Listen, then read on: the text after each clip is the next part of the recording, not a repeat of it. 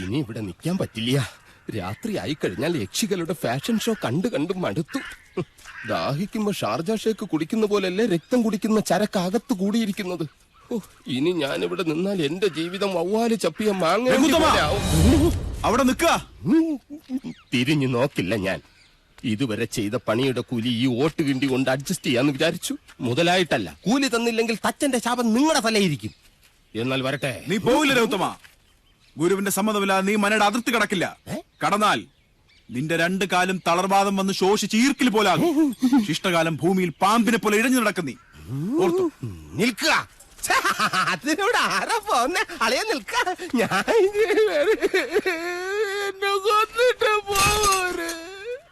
നോക്കുക. നിനക്ക് ഗുരു കൊണ്ട് പോകൂടാ. എന്റെ മുത്തച്ഛൻ കോപ്പൻ. അയാള് പണിത വീടാത്രേ. അന്നേ 2 ഉത്തരവും ഇതിന്നൊരു തൂണും അടിച്ചു മാറ്റിയിരുന്നെങ്കിൽ ഞാൻ ഇങ്ങനെ കിടന്ന് ഈ യക്ഷിപ്പറമ്പ് തൂക്കേണ്ട വല്ല കാര്യം ഉണ്ടായിരുന്നോ? ഇപ്പൊ ഈട്ടിക്കും തേക്കനൊക്കെ എന്താ വില?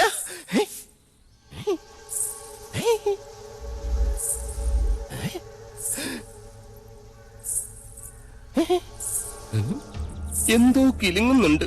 ഇങ്ങനെ നിൽക്കുന്നോണ്ടായിരിക്കും. ഇരിക്ക. യമനെ കൊന്നയാമ്പ കൊമ്മിട്ടിരിക്കുന്ന പാർട്ടിയായ യക്ഷിപ്പറമ്പെന്ന് പറഞ്ഞത് പിടിച്ചില്ലായിരിക്കും. സാവിത്രി അമ്മേ, എന്നെ കൊല്ലരുത്. ഞാൻ സാവിത്രിയല്ല, തുളസിയാ. അതിനിടയ്ക്ക് പേരും മാറ്റിയോ? മാധവേട്ടനില്ലേ?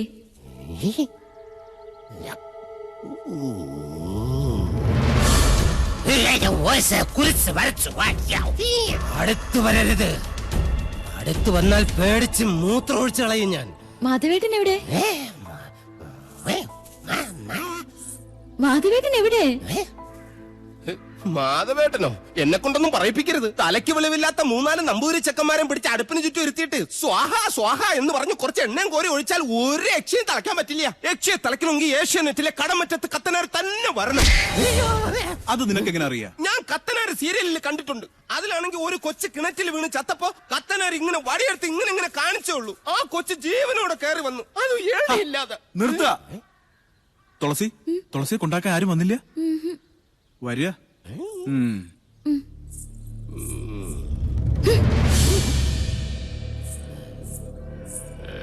ഇവിടെ യക്ഷിയുടെ മറവിൽ സ്ത്രീകൾ വരുന്നു, ജപങ്ങൾ മുറയ്ക്ക് നടക്കുന്നു. അങ്ങനെ ചിന്തിക്കാൻ പോലും പാടില്ല. എനിക്ക് കിടന്നാൽ ഉറക്കം. എവിടെയുണ്ട്?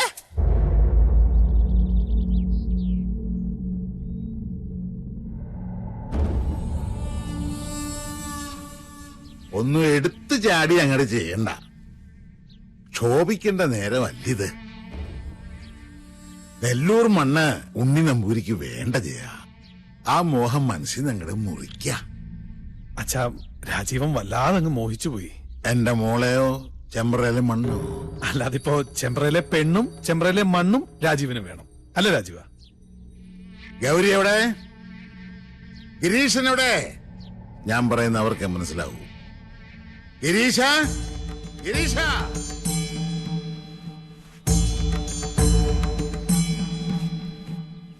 എടത്തി. ഹായ്, ആരായത്? പട്ടാഴിയില്ലത്തെ ആത്തയമ്മയോ? ഇവിടെ നിന്റെ ഏതടത്തി ഇരിക്കണത്? പടിയിറങ്ങിപ്പോയ മൂശട്ടെ. അച്ഛാ, ജയേട്ടാ, ഇങ്ങോട്ടൊന്ന് വേഗം വരിക. അനിയത്തി. ആഹാ, എന്താണ് നിനക്കിവിടെ കാര്യം? എടി എന്താണ്? അച്ഛന്റെ ആംഗ്ലമാരുടെയൊക്കെ മുഖത്ത് ചവിട്ടി തേച്ച് ഇറങ്ങിപ്പോളല്ലേ നീ? മറന്നിട്ടില്ലൊന്നും. നേർന്നെറിയും കെട്ടവളെ.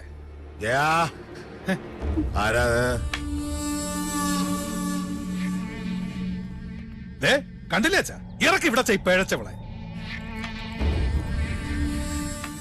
എന്താണാവോ വരവിന്റെ ഉദ്ദേശം? ഗുപ്തനും മക്കളും ചത്തു നശിച്ചോന്ന് കണ്ടുറപ്പിക്കാനാ? അപ്പൊ ഉറപ്പാണ് അച്ഛന് എല്ലാം നശിക്കൂന്ന്. അവന്റെ അച്ചിപ്പണി ചെയ്ത് നടക്കുന്ന നീ ഞങ്ങളെ ശപിക്കുന്നോടി. അച്ഛാ, ഈശ്വരനെ കരുതി, എന്നെ കരുതിയിട്ടല്ല. അച്ഛന്റെ ഏട്ടന്മാരുടെ നന്മയ്ക്ക് വേണ്ടിട്ട് പറയാ. മുഖവുര വേണ്ട. മാധവേട്ടനോട് ചണ്ടയ്ക്ക് നിൽക്കരുത്. എന്റെ ഒരു അപേക്ഷയാണ്. കേട്ടില്ലേ? ഇവള് പറഞ്ഞെന്റെ പൊരുളച്ഛന് മനസ്സിലായില്ലേ? നമ്മുടെ ചോരയ്ക്ക് വേണ്ടി ഇവള് ദാഹിക്കുന്നു.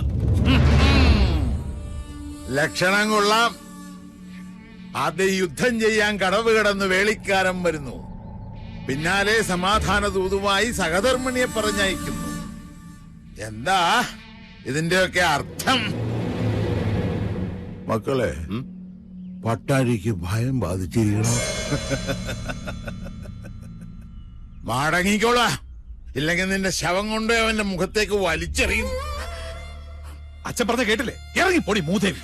കംസജന്മം എത്ര അനുഭവിച്ചിട്ടും മതിയായിട്ടില്ല അല്ലേ? അതേടി, ഞാൻ കംസൻ തന്നെയാ. ഈ അടിവയറ്റിലൊരു കൃഷ്ണുണ്ണി വളരുന്നുണ്ടെങ്കിലേ വലുതാമ ഇങ്ങോട്ട് പറഞ്ഞു വിട്. ഈ ജയൻ ഇവിടെ തന്നെ ഉണ്ടാവും. ബാക്കി അവനോട്. അത്രയും ആയുസ് നിനക്കില്ല ജയ. തൊടില്ല നീ. വഴിതെറ്റിയിട്ടായാൽ പോലും ജീവിതത്തിൽ ഒരിക്കലും ഇനി ഈ മുറ്റത്ത് കാലുകുത്തരുത്. മനസ്സിലായോ? അനന്താ, ഇത്രയും വണ്ടിയിലേക്ക് കൂട്ടുകൊള്ളു.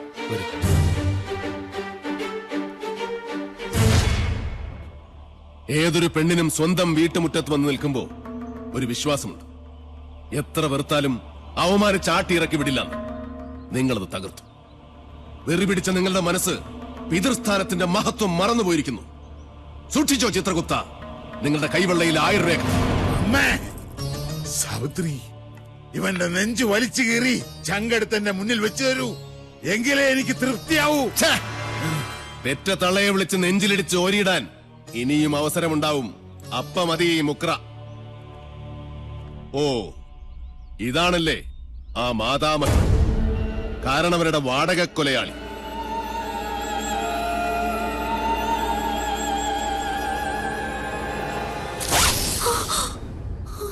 ഒളിസേവക്കിറങ്ങുന്ന ഈ ദുർദേവതയെ കണ്ടാൽ 2 വലിച്ചു കീറും മാധവൻ. ഓർത്തോ?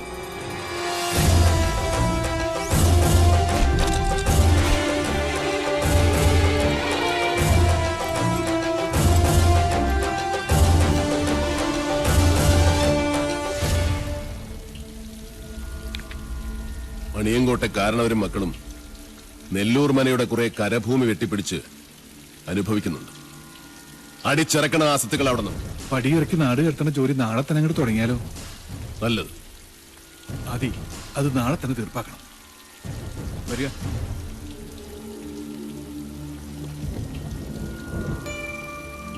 എന്താ കണ്ണ് കലങ്ങിയിരിക്കുന്നത്? ഒന്നുമില്ല, എന്തോ ചെറിയ കരട് കണ്ണിലെ പാറി വീണു, അത്രേ ഉള്ളൂ. എനിക്കറിയാം, തന്റെ കണ്ണിലെ കരട് ഞാനാണിപ്പം. അയ്യോ, എന്താ ഇങ്ങനെയൊക്കെ പറയണേ? ശത്രു തന്നെയാണ് മാധവൻ. ശത്രുവായാലും മിത്രമായാലും ആക്രമിച്ചു കീഴടക്കുന്നത് എന്റെ സ്വഭാവമാണ്. അച്ഛന്റെയും ആങ്ങളമാരുടെയും ജീവന് വേണ്ടി മിത്ര എന്നോട് യാചിക്കരുത്. വിട്ടുതരില്ല ഒന്നിനെയും ഞാൻ.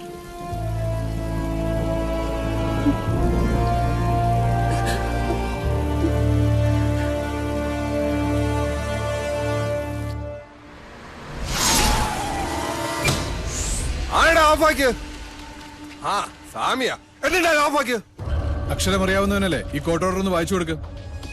എന്താ ഇത്? നിന്നെയൊക്കെ ഇവിടുന്ന് വലിച്ചിറക്കാനുള്ള കോർട്ട് ഓർഡറാ. കൂട്ടി പൊക്കണം. സ്വയം ഇറങ്ങണോ അതോ കഴുത്തിന് കുത്തി ഇറക്കി വിടണോ? എടാ വാസു, യവന്മാരെടുത്ത് ചീന്തി ചിന്തയിലടാ.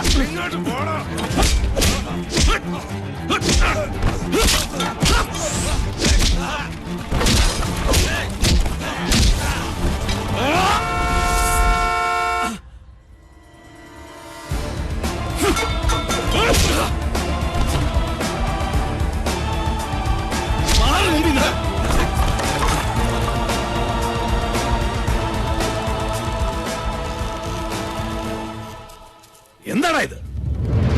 നേരെ വായിച്ചു നോക്ക്. വീഴറിയടായി സ്വാമിമാരുടെ കൈയും കാലും.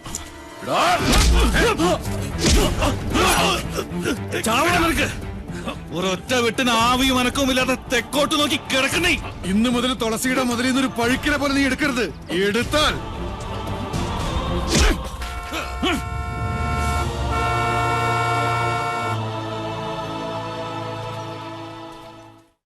എല്ലാം നശിച്ചു, നശിപ്പിച്ചു. എന്നിട്ട് മോങ്ങിക്കൊണ്ട് വന്നിരിക്കുന്നു ചുംബന്മാര്. അഭയത്തെ കഴിക്കുന്ന കഴുതകൾക്കുണ്ടാവും ഇതിലും നല്ല ഉശിര്. എന്തിനാണ് ശംഭോ എനിക്കിങ്ങനെ 3 ആമക്കള്? അച്ഛാ, എന്താ? രാജീവൻ വിളിച്ചിരുന്നു. അപ്പൊ അവരും അറിഞ്ഞു മണിയങ്കോട്ടിന്റെ അടിത്തറ അളകിയിരിക്കുന്നെന്ന്. സ്വത്തില്ലാത്ത മണിയങ്കോട്ട് നിന്നും അവന് പെണ്ണു വേണ്ടാത്രേ.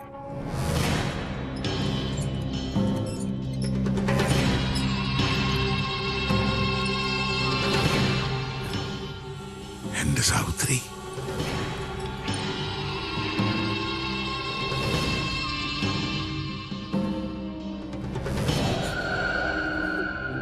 എപ്പോഴൊക്കെ നിന്റെ കണ്ണു നിറഞ്ഞു കണ്ടിട്ടുണ്ടോ അപ്പോഴൊക്കെ ഈ ഗിരീശൻ മനസ്സ് കല്ലാക്കിയിട്ടുണ്ട്.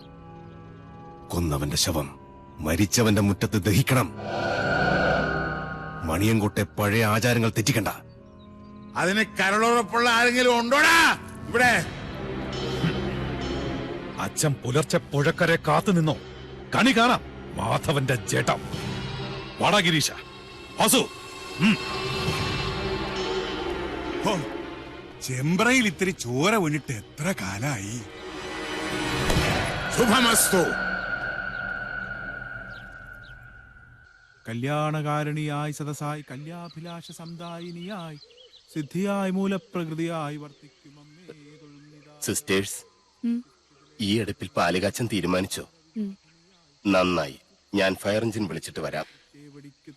ആദികേശവ, ജീവൻ വേണമെങ്കിൽ ഓടിക്കോ. ഉയിര് കിടന്നാൽ നിനക്ക് വായിച്ചെങ്കിലും ജീവിക്കാം.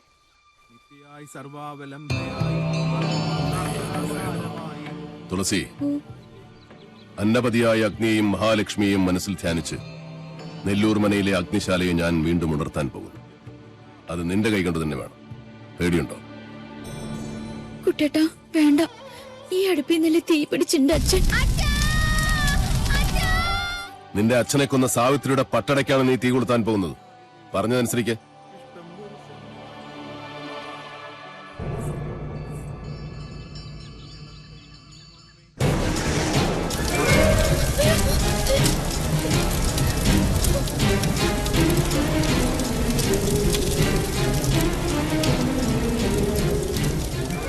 ഏതു തച്ചനും വർജിക്കേണ്ട വായു കോണിലാണ് ഈ വീടിന്റെ അടുക്കള. അനന്ത, ആഞ്ഞു വീശുന്ന കിഴക്കൻ കാറ്റിന്റെ ഗതി തടയി.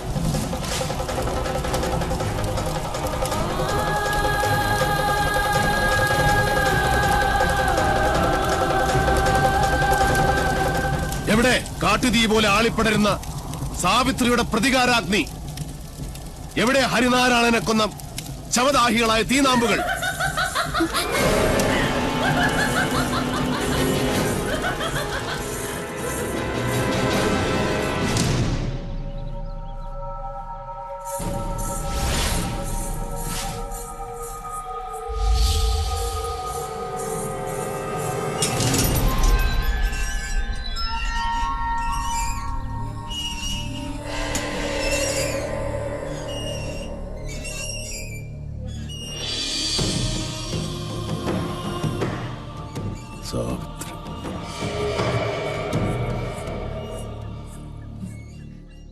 സ്വയരക്ഷയ്ക്കായി എന്തും ചെയ്യാൻ മടിക്കില്ല. അച്ഛനോ മക്കളോ, അതോ കീഴടങ്ങാൻ മടിക്കുന്ന ഈ ദുഷ്ടരാക്ഷസി? ആരായാലും ഈ പിത്തലാട്ടങ്ങൾ കണ്ട് ഭയപ്പെടുന്നവനല്ല മാധവൻ. അതെ, എല്ലാരും വരിക. അടുപ്പിൽ പാല് തളിച്ചു തൂവി. പൂർവികരുടെ കാലത്ത് നടക്കാതെ പോയ ഗൃഹപ്രവേശം ഇപ്പോഴാ നടന്നത്. ഇപ്പൊ ഇതൊരു വീടായി. അതെ, ഇതൊരു ലക്ഷണമൊത്ത മനുഷ്യാലയമാകാൻ പോകും. നിനക്ക് ഞാൻ തന്ന വാക്ക് പാലിക്കാൻ കുട്ടേട്ടൻ ഒരു അല്പദൂരം കൂടെ സഞ്ചരിച്ചാൽ മതി. പ്രാർത്ഥിക്കുന്നേ, സാവിത്രിയുടെ അന്ത്യം കാണാൻ കാത്തിരിക്കുന്ന നിന്റെ പൂർവികരുടെ ആശീർവാദത്തിനായി.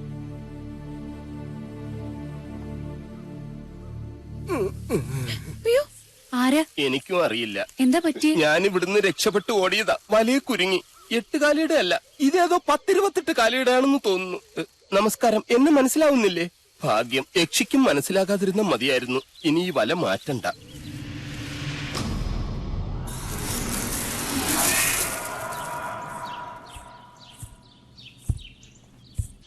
ഇനി ഒരിടം കൂടിയേ ബാക്കിയുള്ളൂ. ആ കൊലയാളി വാവലുകൾ പാറിപ്പറക്കുന്ന ആ മുറി. ആ ക്ഷേത്രത്തിൽ ഭുവനേശ്വരിക്ക് മാത്രമല്ല പ്രതിഷ്ഠ. പാലച്ചൂട്ടിൽ താത്രിക്കുമുണ്ട്. അവിടെ വിളക്ക് വെച്ച് തൊഴുതു നിൽക്കുന്നു മറ്റൊരു യക്ഷി. ആരാ? നിന്റെ അടുത്തി തുളസിയുടെ അകത്തുണ്ട്. അവള് മച്ചില് വിളക്ക് വെക്കാൻ ഒരുങ്ങാ. എന്ത് വിട്ടിത്താ നീ കാണിച്ചത്? അവളെ ഒറ്റയ്ക്ക് മച്ചിലേക്ക് അയച്ചിട്ട് നീ ഇവിടെ വന്ന് നിൽക്ക.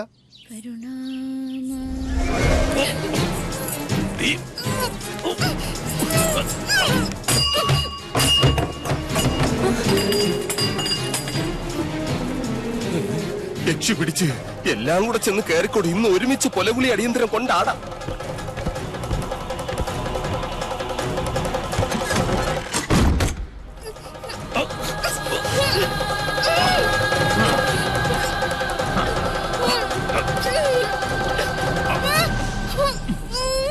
ഞാൻ തന്നെ അളിയ മണിയങ്കോട്ട് ജയൻ.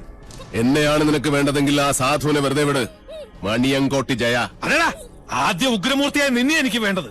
അത് കഴിഞ്ഞു മതി ഈ പുതിയ നെല്ലൂരമ്മനെ.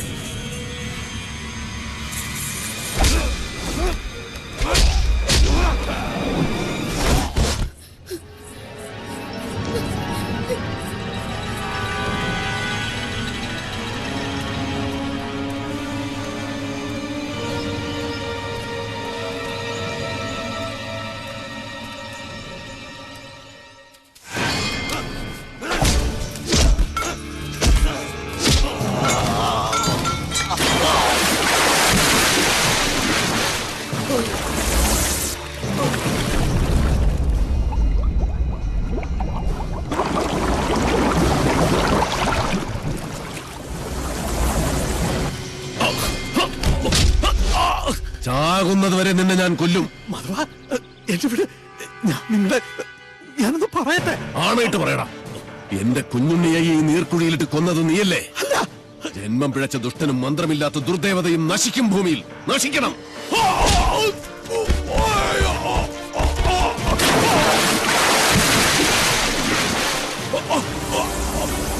നീചൻ നീതിയുടെ ശാസനകൾ അനുസരിച്ചേ പറ്റൂ. നിശ്ചയിക്കപ്പെട്ട മരണമാണ് നിന്റേത്. കൊണ്ടുപോയിക്കോളൂ. കൊണ്ടുപോയി തിന്ന സാവിത്രി നിന്റെ മകനെ.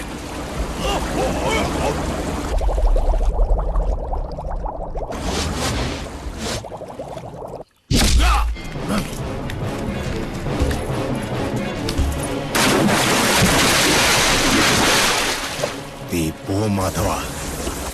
നിന്റെ ശവവും കാത്ത് എന്റെ അച്ഛൻ ചെമ്പ്രപ്പുഴക്കരയിൽ കാത്തു നിൽപ്പുണ്ട്.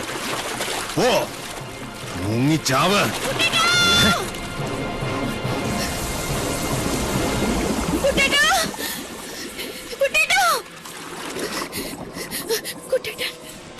കുട്ടേട്ടനോ? അവിടെ കാണും. അല്ലല്ല, അവിടെ അവിടെ അവിടെ അവിടെ. ഹേയ്, വടക്കിനി കാണും. വടക്കിനി അല്ല, തെക്കിനി തെക്കിനി തെക്കിനി. ഈ ഭൂഗോളം മുഴുവൻ പോയി തരേ. നെല്ലൂർ മനക്കലെ ഇല്ലത്തമ്മേ, തൃശൂലമേന്തിയ നിന്റെ കുട്ടേട്ടൻ മരിക്കാതിരിക്കണമായിരുന്നെങ്കിൽ അവൻ എന്റെ മുന്നിൽ വരാതിരിക്കണമായിരുന്നു. നാളെ രാവിലെ പുഴയിലിറങ്ങി തപ്പിയാ മതി. അപ്പോഴേ പൊങ്ങൂ ചത്ത ചണ്ടികൾ.